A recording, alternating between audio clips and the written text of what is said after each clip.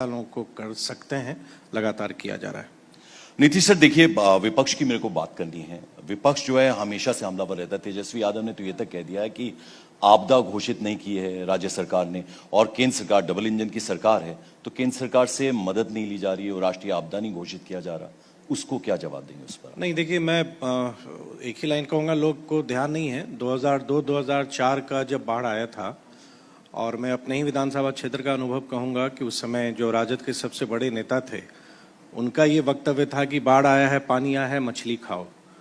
तो जिनकी सोच इस ढंग की रही हो, उनको ये शोभा नहीं देता है कि इस तरह की बातें कहें। और डिज़ास्टर रिस्पांस का जो एक प्रक्रिया है, जो एक स्टैंडर्ड प्रोटोकॉल है, उस हिसाब से गृह मंत्रालय काम करता है। और अभी तुरंत में आवश्यकता है रिलीफ एंड रेस्क्यू की।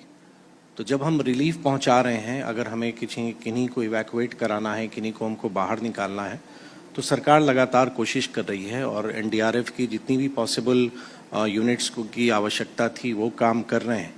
बाकी जो रिस्पांस होता है कि जो आपको जो नुकसान हुआ है फ्लड से, उसका आकलन का भी एक प्रोसेस है। तो वो प्रोसेस भी समय पर होता है, और अगर आप देखेंगे तो वो एक ग्रेजुअली, अभी वाटर लेवल फिर कहीं कम रहा है, कभी बढ़ता है, तो ये अपनी जगह है। लेकिन जो कम्युनिटी किचन, जैसे मैं अररिया का ही एक उदाहरण दूंगा, जहाँ का मैं एक इंचार्ज मिनिस्टर भी हूँ, तो जो जिला पदाधिकारी से संपर्क हुई कि प्रारंभ में कुछ कम्युनिटी किचन चल रहे थे, आवश्यकता थी, अब वो धीरे धीरे क्लोज हो रहे हैं, लोग वापस अपने घर की ओर जा रहे हैं। तो ये एक कठिनाई का दौर रहता है। और शुरू में, क्योंकि जब आप यूजुअली अचानक में जब वाटर लेवल बहुत ज़्यादा बढ़ता है, और मैं तो ये कहूँगा कि जो अप्रत्याशित वृद्धि इस बार पानी की हुई थी, 2008 में जब कुसाहा त्रासदी हुई थी, उस समय भी इतना वाटर लेवल नहीं था।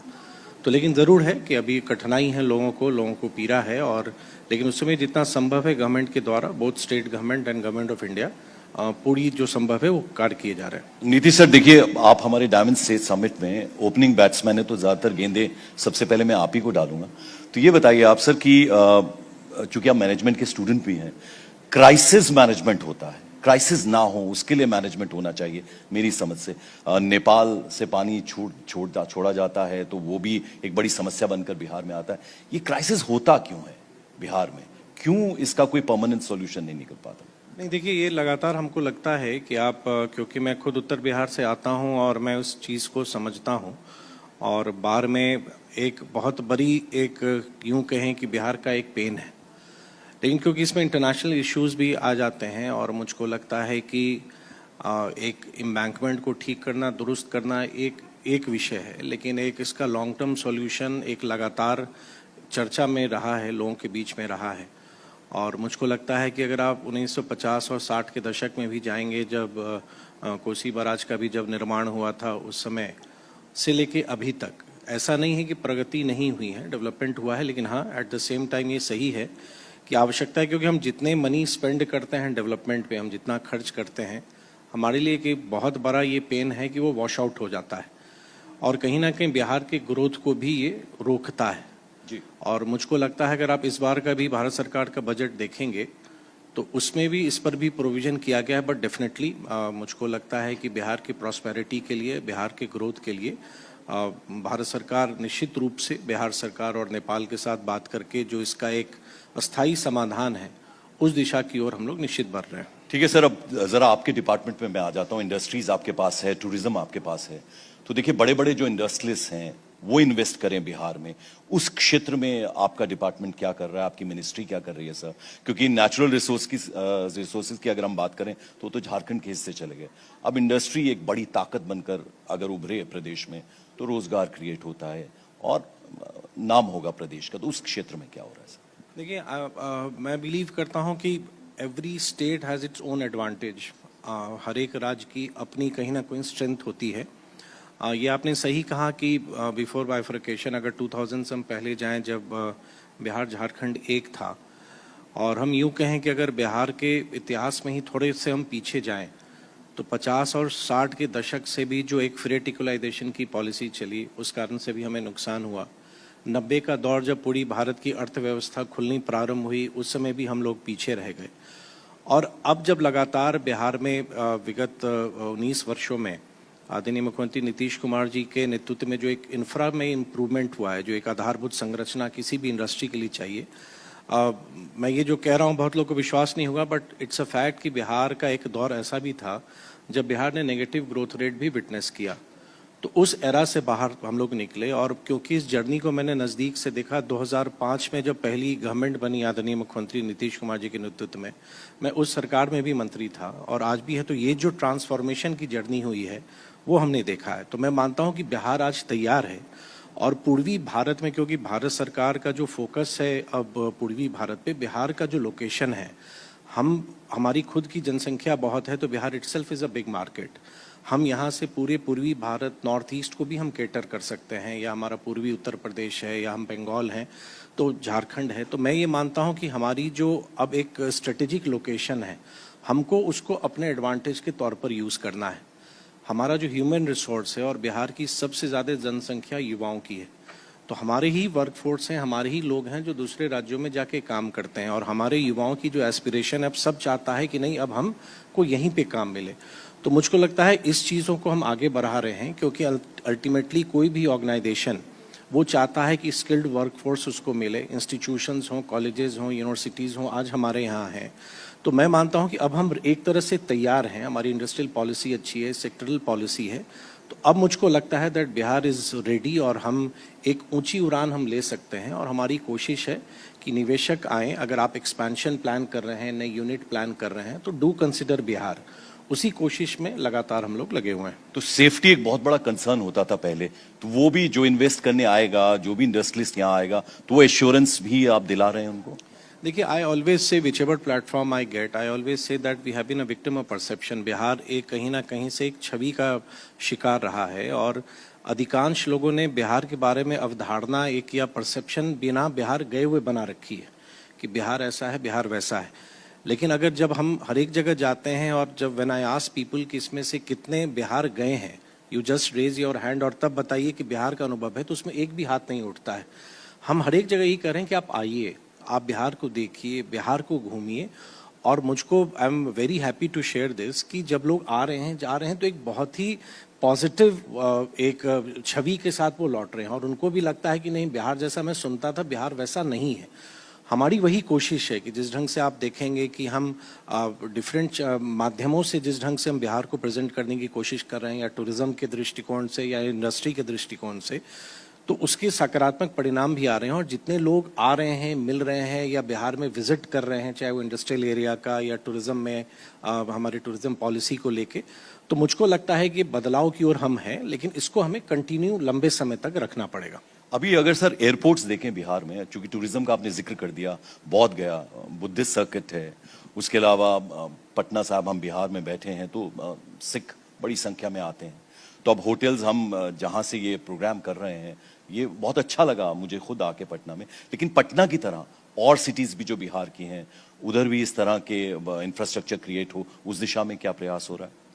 देखिए, एक सबसे बड़ी बात है कि मैं मानता हूँ मतलब बिहार बहुत ईश्वर की कृपा है कि हमारे यहाँ जो जिस ढंग के लोकेशंस हैं, चाहे आप रिलीजियस टूरिज्म की बात कीजिए, या इको टूरिज्म की बात कीजिए, वाटर स्पोर्ट्स की बात कीजिए, कल्चरल और हेरिटेज की बात कीजिए, तो वी आर वेरी रिच।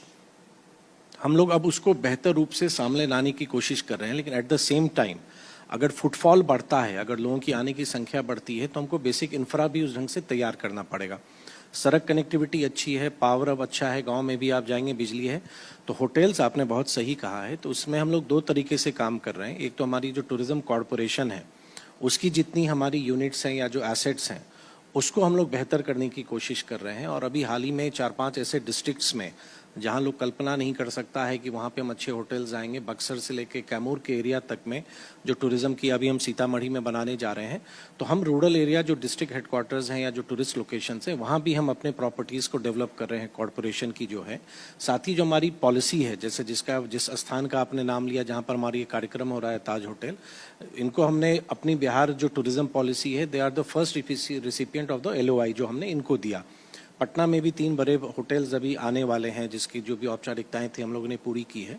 तो ये सही है, वी नो कि जो टूरिस्ट आएंगे फैमिलीज के साथ, they need a better accommodation, उनको फैसिलिटीज चाहिए, तो we are working on it. Nitish sir देखिए, अब चूंकि वो मुफ्त की रेवड़ियां बांटने का एक कल्चर नया शुरू हुआ है, तेजस्वी यादव कह रहे हैं कि जब हमारी सरकार आएगी, अगर आएगी हमारी सरकार, तो हम 200 यूनिट बिजली प्रति माह जो है वो मुफ्त में देंगे। और दूसरी तरफ अब एक नई एंट्री हो गई है जनसुराज पार्टी, प्रशांत किशोर, वो बड़ी बड़ी घोषणाएं कर रहे हैं, बड़ी बड़ी बातें कर रहे हैं। अभी हाल ही में उन्होंने लॉन्च कर दी अपनी पार्टी। तो ये आपको लगता है कि ये ताकत बनकर वो भी उभर रहे हैं कहीं ना कहीं? नहीं, देखिए, मैं मानता हूं कि बिहार के लोग पॉलिटिकली बहुत मैच्योर हैं, और मैं जानता हूं क्योंकि खुद मैं 6 चुनाव लड़ा हूं, तो मैं उस चीज़ को समझ सकता हूं। लगभग 25 वर्ष मुझे अब इलेक्ट्रल पॉलिटिक्स में हो गए हैं। कोई भी मतदाता अपने वोट को बर्बाद नहीं करना चाहता है। कोई भी वोटर जब वो वोट देता है तो वो सोच के देता है कि मेरे वोट से क्या होने वाला है। पॉलिटिकल पार्टीज आएंगी, बहुत समाप्त भी होंगी, ये तो एक नॉर्मल प्रोसेस है। और बिहार तो एक तरह से आप कहें कि लोकतंत्र की हमारी जननी है, हमारा, तो उसमें अगर आप देखेंगे तो कोई पार्टी आई या कोई कुछ भी कहे, अब अल्टीमेटली जो हमारा आज का यूथ जो अपने हाथ में इंफॉर्मेशन लेके घूमता है थ्रू हिज और हर स्मार्टफोन, उसके सामने अब तो फैक्ट्स हैं। आप एक तरफ आप कोई प्रॉमिस कर रहे हैं और एक तरफ हम हैं जिन्होंने डिलीवर किया है। It's a huge difference. मतलब आप अगर आज कोई, ये कैसे कोई भूल सकता है कि मुझको अगर आज पटना से मधुबनी जाना था तो पहले मुझे 9 से 10 घंटे लगते थे, और आज मैं 3 घंटे में मैं जा रहा हूँ। तो ठीक है, चर्चाएं, एस्पिरेशंस होना, इच्छाएं होना, या डिमांड या डेवलपमेंट के लिए बहुत ज़्यादा एक आप तरह से डिमांड रखना, वो कोई गलत नहीं है, वो नेचुरल है। तो मुझको लगता है आप फ्री ये दे देंगे, फ्री वो दे देंगे, वो ठीक है, वो अपनी जगह है। लेकिन एनडीए के साथ सबसे बड़ी बात है कि विश्वसनीयता है आदरणीय प्रधानमंत्री नरेंद्र मोदी जी पर और आदरणीय मुख्यमंत्री नीतीश कुमार जी पर। एक ट्रस्ट बना हुआ है लोगों में, तो इसलिए अब तो आने वाले समय में जब 1 साल बाद चुनाव होगा, जनता खुद फैसला करेगी। नीतीश सर देखिए, अब सड़क, बिजली, पानी, अगर मैं इन 3 बहुत बेसिक चीजों की बात करूं, तो इस दिशा में अभी बिहार की क्या स्थिति है, रोड्स की क्या स्थिति है, जरा अगर उस पर भी आप हमें सही पिक्चर दिखा पाएं तो। देखिए, ये मेरे कहने की बात नहीं है। आई थिंक एवरीवन, या जितने लोग यहाँ बैठे हैं, सब ने एक्सपीरियंस किया होगा। और मैंने इसलिए कहा कि मैंने उस यात्रा को देखा है जब लोग गांव में भूल चुके थे कि बिजली भी कुछ होती है। लेकिन हाँ, स्वाभाविक है, अगर पहले हमें 10 घंटे लगते थे, आज हम 5 घंटे में पहुँच रहे हैं, तो हम यहीं रुके नहीं हैं। हमारा जो बनाने का या कंस्ट्रक्शन का हमारा स्पीड है वो भी हमारा बढ़ा है। अब हम आगे भी प्लान कर रहे हैं। मेजर डिस्ट्रिक्ट रोड्स की कनेक्टिविटी, एक्सप्रेस हाईवे अब आ रहे हैं अगर आप कहें। और मैं ये इसलिए, आप प्रारंभ में भी मैंने कहा कि अगर इंडस्ट्री या टूरिज्म के लिए जिन चीज़ों की आवश्यकता थी, आज अब हम उसके लिए तैयार हैं। हम पीछे रहे हैं, if we will compare with any other states जो बहुत आगे हैं हमसे, उनके कंपैरिजन में we are a late starter. Late starter का कारण ये है कि हमारे यहाँ बेसिक इंफ्रा नहीं थी, लेकिन आज हम रेडी हैं। और उसी का परिणाम है कि अगर आप निवेश देखेंगे, जहाँ बिहार में 1000 करोड़ का निवेश एक भी नहीं था, आज विगत 2 महीने में ही मेरे पास 2 ऐसे प्रस्ताव आए हैं जो 1000 करोड़ से अधिक के हैं। तो ये मैं कैसे नहीं मानूं कि बिहार बदल रहा है। और मैं ये नहीं मानता हूं कि बस यही मेरी यात्रा रुक रही है। हम तो अभी शुरू ही हमने किया है। और मैं अभी जब पिछले महीने मुंबई में इन्वेस्टर्स मीट में था, तो एक बहुत बड़े ऑर्गेनाइजेशन के हेड मुझसे मिले और उन्होंने कहा कि मुझको जहां एक लेवल पर पहुंचना था, वी हैव अचीव दैट। अब मेरी ग्रोथ यहां नहीं है, तो definitely I need a state like Bihar में जहां के जाके अब मैं आगे बढ़ सकता हूं। और यही हमारे के यूथ भी चाह रहे हैं। अगर आप देखेंगे जिस हिसाब से सोशल मीडिया पर लोगों की इच्छा है, वो कहते हैं कि अगर उस राज्य में हो रहा है तो यहाँ क्यों नहीं हो रहा है। और ये चीज़ एक बहुत अच्छी है, जो एक डेवलपमेंट की जो एक मन में, और बिहार जैसे राज्य में अगर हम डेवलपमेंट की हम बात कर रहे हैं, इससे बेहतर बात क्या होगा। और रिजल्ट्स भी आ रहे हैं, तो मुझको लगता है इट्स मैटर ऑफ टाइम। तो सर देखिए, आपसे बेहतर कौन बता पाएगा, जो यहाँ इंडस्ट्रीज लगाना चाहते हैं, जो इन्वेस्ट करना चाहते हैं बिहार में, उनसे क्या कहना चाहेंगे आप? क्योंकि एश्योरेंस तो जाहिर बात है सरकार से चाहिए। देखिए, मैं तो कहूँगा कि जो यूनिट यहाँ काम कर रही हैं, मैं तो आप कहूँगा तो लगेगा आप तो अच्छी बात कहेंगे, लेकिन जो यूनिट यहाँ काम कर रही हैं, अगर आप उनसे पूछेंगे, अगर हमारी जो इंसेंटिव्स हमको देना होता है, उनको सचिवालय आने की ज़रूरत नहीं पड़ती। वो ऑनलाइन अप्लाई करते हैं और 3 महीने या 4 महीने पे जो हमको उनको देना होता है, वो स्वतः चला जाता है। हमारा सिंगल विंडो सही में फंक्शन करता है। और जब हम ईज ऑफ डूइंग बिजनेस की हम बात करते हैं, तो we really mean it. We don't make big promises promises आप करें लेकिन आप डिलीवर नहीं करें तो कभी भी इंडस्ट्री या इन्वेस्टमेंट आगे नहीं बढ़ेगा। लेकिन हम इस पर बहुत स्ट्रिक्टली फॉलो करते हैं कि जो भी हमारे प्रोमिसेस हैं या जो पॉलिसी में उनका अधिकार बनता है वो हम उनको स्मूथली हम उनको ट्रांसफर करें। तो दिस इज द टाइम, जो बिहार आना चाहते हैं प्लीज आप निवेशकों में ये कहना चाहूँगा, एक्सप्लोर कीजिए, बिहार आके देखिए, और बिहार रेडी है, यहाँ के लोग रेडी हैं, और अगर आपका निवेश यहाँ होता है तो बिहार के लोग आपको पलकों पर रखेंगे जो शायद उनको किसी और राज्य में वो नहीं होगा। तो सर एक तस्वीर तो ये आप दिखा रहे हैं, पूरा देश आपको सुन रहा है। एक तस्वीर प्रशांत किशोर दिखा रहे हैं, वो कह रहे हैं कि मैंने 3000 किलोमीटर लंबी पदयात्रा की और बदहाली के सिवा मुझे कुछ नजर नहीं आया। नहीं, ये तो चश्मे से, अब उनके चश्मे को तो मैं नहीं बदल सकता, लेकिन आप अब वो जो भी कहें उस पर मैं नहीं कुछ कहना चाहूँगा। लेकिन अगर आप आंकड़ों में ही देखेंगे आज तो सब कुछ पब्लिक डोमेन में, इट्स नॉट कि अगर हम देखें अगर पावर अगर 22 घंटे है तो उसको आप कहेंगे कि बिजली नहीं है, अगर सड़क बन रहे हैं तो आप कहेंगे कि सड़क नहीं बन रही है, अगर फैक्ट्री हमारे यहाँ आ रही हैं तो क्या आप बोलेंगे कि फैक्ट्री हमारी नहीं है। अगर आप मुजफ्फरपुर में जाके देखेंगे अभी अगले कुछ दिनों बाद ही 2 बहुत बड़ी इकाई हमारी प्रारंभ होने वाली है। आप हमारे नवानगर चले जाएं, हमारा 2 SEZ आया, कोको कोला का प्लांट लग रहा, पेप्सी का दूसरा प्लांट लग रहा, सीमेंट फैक्ट्री आ रही, तो आप कहेंगे ये सब कुछ नहीं हो रहा। जिनको कहना है वो कहें, it's for the people to decide. हम अपना काम कर रहे हैं, जो अभी समय है हमारे पास, जनता ने जो विश्वास मुख्यमंत्री जी पर दिया है उसके अनुसार हम काम कर रहे हैं। अच्छा सर, मैं बाढ़ पे जरा सा एक सवाल और पूछना चाहूंगा आपसे। क्या आपको लगता है स्थिति इंप्रूव हो रही है? पिछले सालों में जो आपदा आई बिहार में वो हर साल ही आती है, लेकिन कुछ हालात सुधरते हैं, कुछ उस तरह का इंफ्रास्ट्रक्चर बनता है, कुछ उस तरह से आप क्रिएट कर रहे हैं ताकि वो स्थिति उतनी भयावह स्थिति ना बने, तो साल दर साल इंप्रूव हो रहा है उस मामले में भी? नहीं, देखिए, जो बाढ़ की विभीषिका झेलते हैं उनकी तकलीफ तो कोई भी दूसरा व्यक्ति जो उस त्रासदी को नहीं झेला वो कल्पना नहीं कर सकता। वो 3 दिन 4 दिन 1 सप्ताह का भी जो ट्रॉमा है, जब आपको अपने घर से बाहर निकलना पड़ता है, आपकी चीज़ें वॉश आउट हो जाती हैं, वो बहुत तकलीफ है। लेकिन एट द सेम टाइम अगर मैं ये कहूँ कि नहीं सुधार नहीं हुआ है, इम्प्रूवमेंट बहुत हुई है, इम्प्रूवमेंट हुई है। लेकिन वही जो आपने प्रारंभ में ही कहा ना कि अगर हम एक शॉर्ट टर्म सॉल्यूशन पर हम काम करते हैं तो एट द सेम टाइम हमें एक स्थायी निदान की ओर भी हमको बढ़ना है। अगर आप रिस्पांस देखेंगे, मुझको स्मरण है कि अगर मैं ये कहूँ कि 2008-9 में NDRF की कल्पना भी नहीं थी, लेकिन NDRF की यूनिट आई बिहार में, तो अब हम जो हमें रिस्पांस का टाइम था अब हम जल्दी पहुँचते हैं। लेकिन एट द सेम टाइम मैं ये कह दूं कि मैंने राहत दे दिया तो हमारी जवाबदेही खत्म हो गई, वो नहीं है।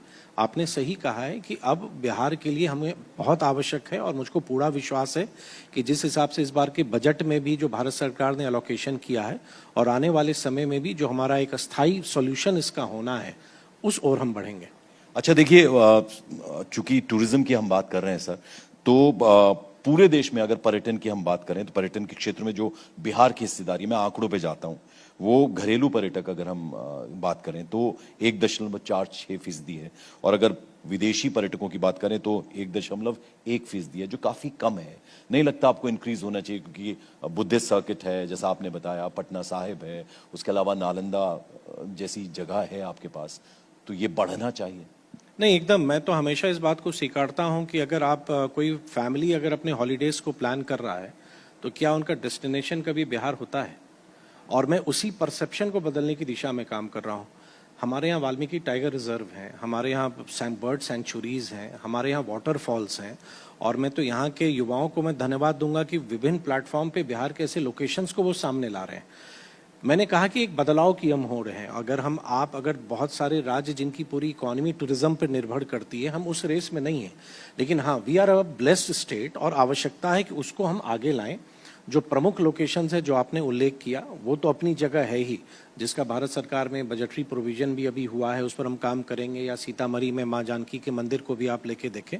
लेकिन उसके अलावा एक छोटा सा उदाहरण मैं आपको दूंगा कि पर्यटन विभाग ने एक योजना शुरू की है, एक कॉम्पिटिशन 2 तारीख से, मेरा प्रखंड मेरा गौरव, माई ब्लॉक माई प्राइड। इसमें मेरी कोशिश है कि बिहार के 534 ब्लॉक से एक प्लेस को हम आइडेंटिफाई करें जिसमें टूरिज्म के दृष्टिकोण से पोटेंशियल है, लोग उसको चुने, और आने वाले समय में हम उन लोकेशंस को भी डेवलप करें, ताकि अगर आप पटना आ रहे हैं या आप बेतिया जा रहे हैं या दरभंगा जा रहे हैं तो उसके आसपास के लोकेशंस को भी आप देखना चाहें, आप प्लान करें तो आपके if you have 12 hours, if you have 15 hours, if you have 2 hours, उस हिसाब से भी हम जो पैकेजेस हैं हमारे कॉरपोरेशंस के उस पर भी काम करें. बट ऑल दीज एफर्ट्स थोड़े टाइम उसमें ज़रूर लग रहे हैं.